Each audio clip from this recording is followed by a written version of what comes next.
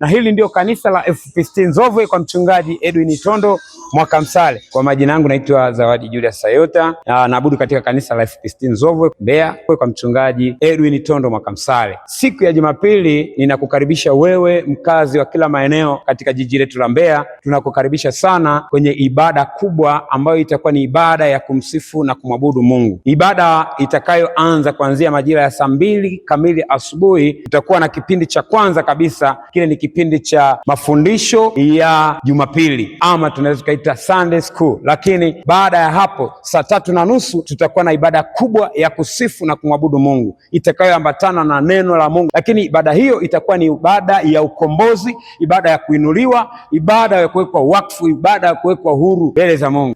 Lakini pia tutakuwa na waimbaji mbalimbali kama vile The Voice of Praise Team wenyeji wa mahali hapa. Lakini tutakuwa na kwaya na waimbaji wengine binafsi kama vile Bethel Gospel Singers kwaya wenyeji, lakini pia Getsemani kwaya wenyeji, bila kusahau kwaya ya Mshunami wa kina mama watakuwepo wakimsifu na kumtukuza Mungu. Lakini pia tutakuwa na Upendo kwaya, ni kwaya ya watoto, ile tunaita kwaya ya watoto wa kati, watakuwepo nao pia wakimtukuza Mungu. Kwa wale wanaotokea Mbalizi, ukiwa unakuja kuelekea Mwanjerwa ama kuelekea mjini, utashukia stendi ya Mbembela, mkono wako wa kulia kuna barabara ya vumbi, utasogea kidogo hatua kama kadhaa mita kama 250.